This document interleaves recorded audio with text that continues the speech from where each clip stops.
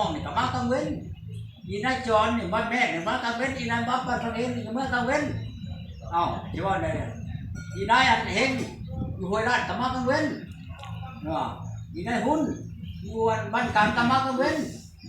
อีนายโฮมตู้โฮมก็มากลางเว้นอยู่บ้านนั้นอยู่บ้านมนนี่ด้วยอะไรกันผมมันเอาโจรไปกลางค่ำกลางคืนเดือนดำกำเนินบ่ออะไรเอาไปโกโก้โลดช่อนโลดปึ๊บไปเลยว่าพ่อใหญ่กินข้าวก่อนพ่อใหญ่เฮ้ยนี่เป็นคนมีเงินกินข้าวแม่เขาโลดนี่ผู้ชายเราเนี่ยบ้าชนะบ่ไปหาบ่ได้ลองดูอันนี้เพิ่นลูกเราอันนี้เสี่ยวเนี่ยผมเป็นแน่เนาะครอบครัวบ่มากังเว้นในแจ้งว่าแจ้งรู้ได้นี่ครับพ่อโตบ่แม่นว่าเทจิตโตคือว่าบ่ไปหับสาวนางบ่ไปหับล่ะงานบาดฮะคือบ่ไปหับเอาสาวนางเอาเนาะผู้สาวหมู่ให้เฮาไปหับอันนี้เอ้าให้พ่อใหญ่เจ้าตู้พายผู้สาวตู้พายบ่เจ้าตู้พายจะได้เราเก็บมักยางเอาไว้ให้เจ้าให้เฮาเนาะตัวใหม่ตัวได้เมียเต็มนั้นพุ่นน่ะผู้สาวเต็มนั้นแหงเข้าในชอบดีเข้าเราบ่ได้มักตู้พายได้เจ้ามันสิไปต้อนเอาได้บ่เนี่ยบ่พ่อใหญ่เราบ่ได้มักตู้พายบ่เอาอย่าไปโทษเด้อโอ้เจ้านั่นเนาะสาวนางบอกว่าให้ตู้ก่อนไปหับเนี่ยเด้อกันเราว่าค่อยนั้นอยากให้เจ้ามาหับนั่นเฮาก็ไปกันบ่เราไปเอามักยางทาแล้วได้แม่นบ่เฮาไปหับแล้วบ่ให้เฮาไปโทษได้เจอรถล้มรถปีนเนาะคนล้มคนนั้นเดี๋ยวมันก็จักวันสิไปทางไหนแล้วมันโค้งแค่นั้นมันว่าโอ้ยเจ้า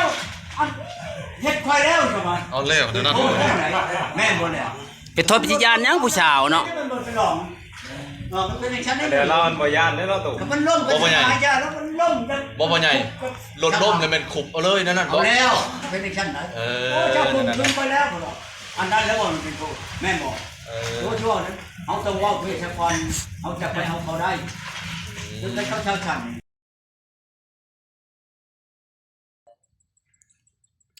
สบายดีเลยสวัสดี FC พังไทยพังลาวหรือต่างประเทศก็ยินดีเข้าสู่2บ่าวนอมพามนอีกแล้วพี่น้องมื้อนี้ก็สิไปหาตู้ก่อนคือเก่าคือเดิมแต่ว่าบ่ได้ไปหาอยู่บ้านพี่น้องนัดกันที่งานบุญบังไฟอยู่แกงกอกเมืองจำพรแขวงจังหวัดนครเขตพี่น้องแต่ว่าบังเอิญเพิ่นกำลังนั่งกินข้าวอยู่แต่ตอนนี้เฮาสิเข้าไปทักทายเพิ่นอยู่พี่น้องเพิ่นว่าเพิ่นนั่งกำลังจะกินข้าวพี่น้องไปบ่ต้องศึกษาเวลาเฮาต้องไปทักทายเพิ่นมากับไผพี่น้องมาจังใดได้เจอกันอยู่นี่พี่น้องไปต้องศึกษาเวลาไปต้องไปเบิ่งไปชมนำกันเลยไปทักทายเบิ่งมาตุกรเขาจะว่าจังใดพี่น้องไปเลยจะว่าเอาโดยชานมาชมตุกรกระชันโดยชานมาชมเจ้าก็ได้บ้านเจ้าไฟเงินนี่ครับมาจากท่านี่จังหน่อยได้ชื่อบ่ได้เลยแล้วก็เมียโอ้ยากเรื่องเมียเนาะมันก็ชอบกันอยากเรื่องเงินมันเป็นยากแค่กันชอบเอามันนับจะเป็นล้านผักโย่ได้ค่า100 ล้านฮอด100 ล้านก็แต่มีเมีย100 ล้าน100 ล้าน100 ล้านอยู่ไหนนาแซงเฮ็ดจักปีจังสิพอบ่นะ6 เดือนที่ชื่อ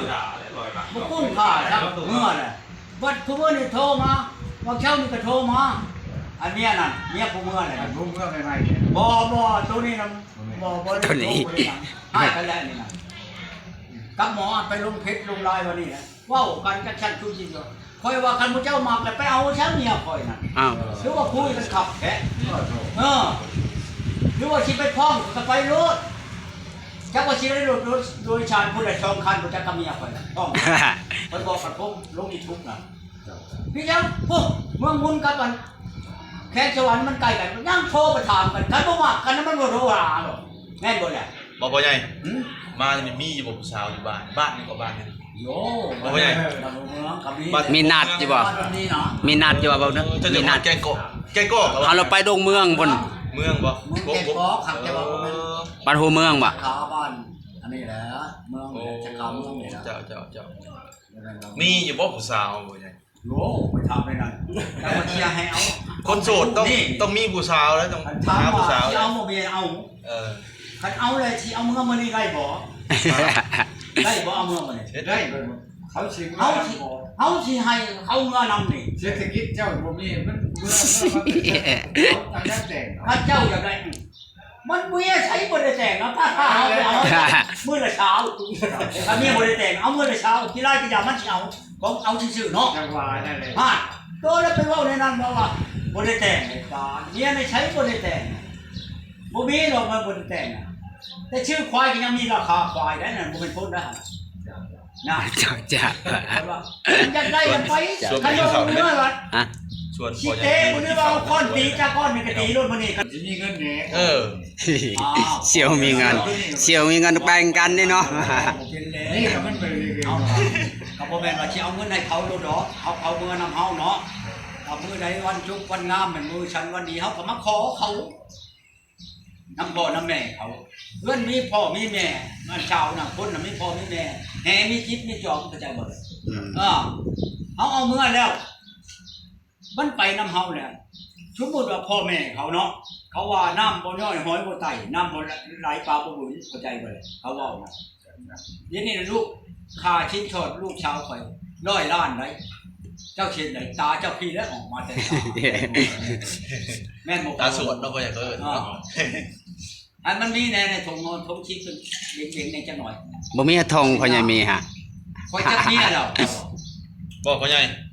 จักโมงเลยผมกินข้าวก่อนบ่หรือว่าจังไดพ่อใหญ่มีเพิ่นก็มาเมื่อไหร่กินข้าวก่อนไปยังอ่ะเขากินข้าวก่อนนะ ต้องอย่าปากให้นะ แน่นแล้วพ่อใหญ่มาพ่อใหญ่กินข้าวก่อน จังหวะ กินข้าวก่อนกินอิ่มแล้วจังเว้าเรื่องผู้ชาย เอาบ่อีนายนี่เฮาไปฮอดในวัดถามว่าเจ้ามีผัวบ่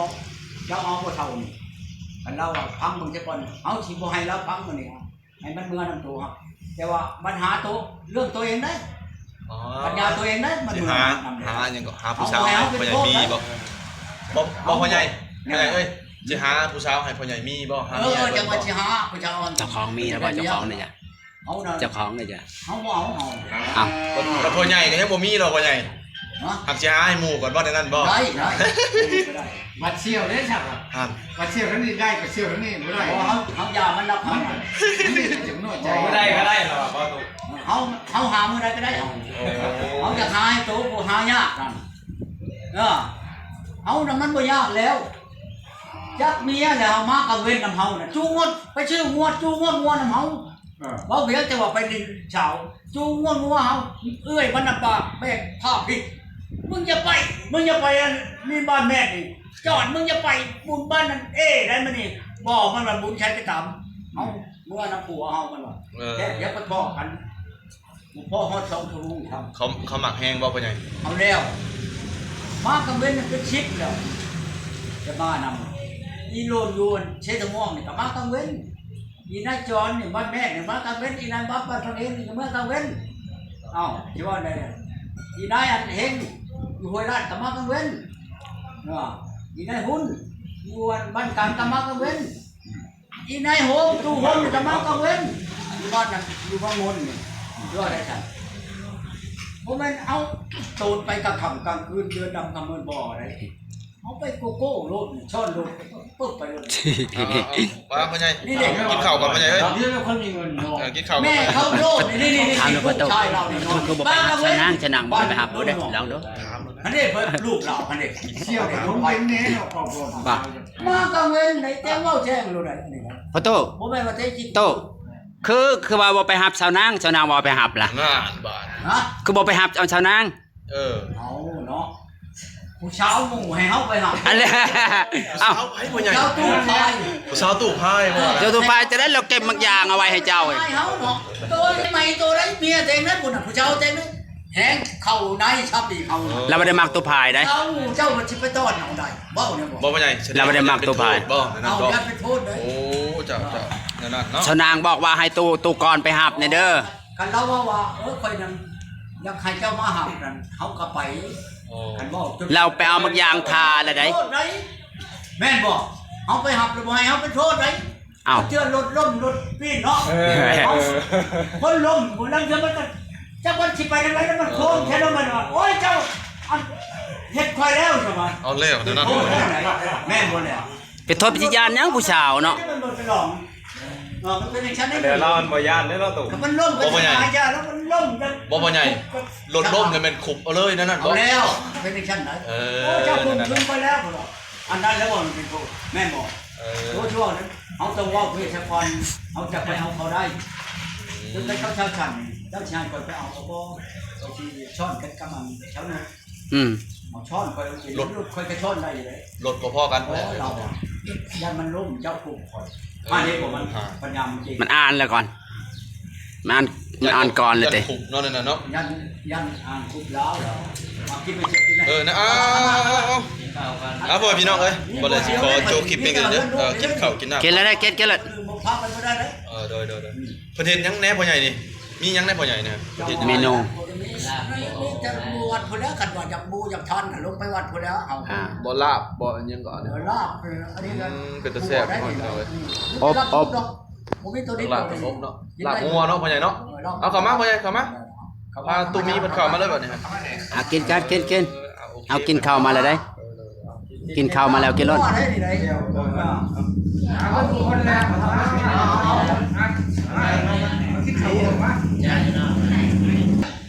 คือคุณจะไปหน้าเพิ่นนั่นบ่เขาเห็นบ่ได้เข้าใจบ่เนี่ย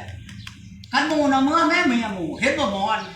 คนบ่ได้ไกลบ้านใกล้ๆนี่คือสิมาหากันแหละบ้านบางเฮงนี่นะ ไก่กัน บ้าน เนาะ บางเฮงบ่ได้ไกลนี่ที่นี่ไปได้บางเฮงบ้านเรามาหากันแล้วคืนนี้เอาเฮ็ดให้มื่นมาฮือเฮามันก็มาชนมาเฮาแล้วก็บ่หลายดอก30,000 บาท โอ้ เอาแล้วเพราะว่าพลันกันกับเมียตัวมาให้วางบ่จำมันให้ ไก่เหรอ มาเลยเด้คืนนี่มาหากันเนี่ย